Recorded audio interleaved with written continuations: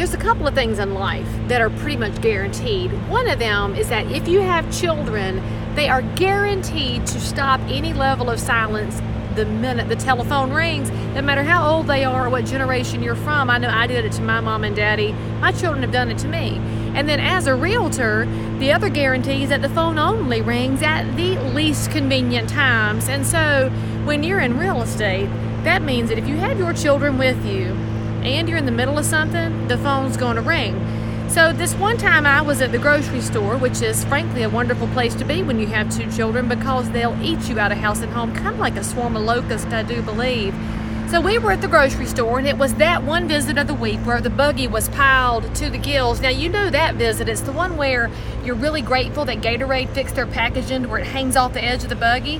Well, we were in the line, and I was the next person to the cashier, and that's when the phone rang. And the minute the phone rang and I reached to look at it, that's when World War III started between my children behind me in the line. I don't even know what they were fighting about.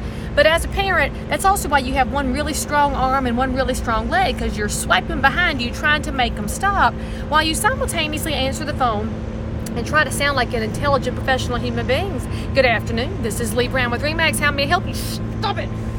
You're swiping behind you and they just won't stop.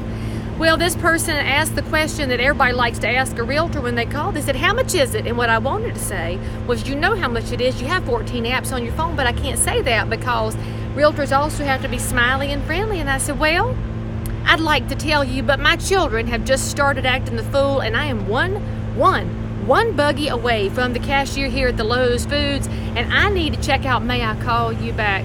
Well, luckily for me, the gentleman on the other end of the phone just started cackling. He said, that's fine, call me back 5, 10, 20, whatever it takes. So I hung up, went through the line, paid for all my groceries.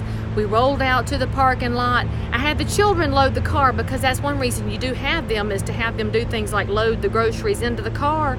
Well, I got into the car and locked the doors. That's the other secret to making a good professional phone call when you're a busy realtor. Lock the children out of the car, and it's also a reason to shop at Walmart because it's legal there. And so I locked the children out of the car, and then I called back this fine gentleman and I said, this is Leigh Brown again. Thank you for your patience. How may I help you?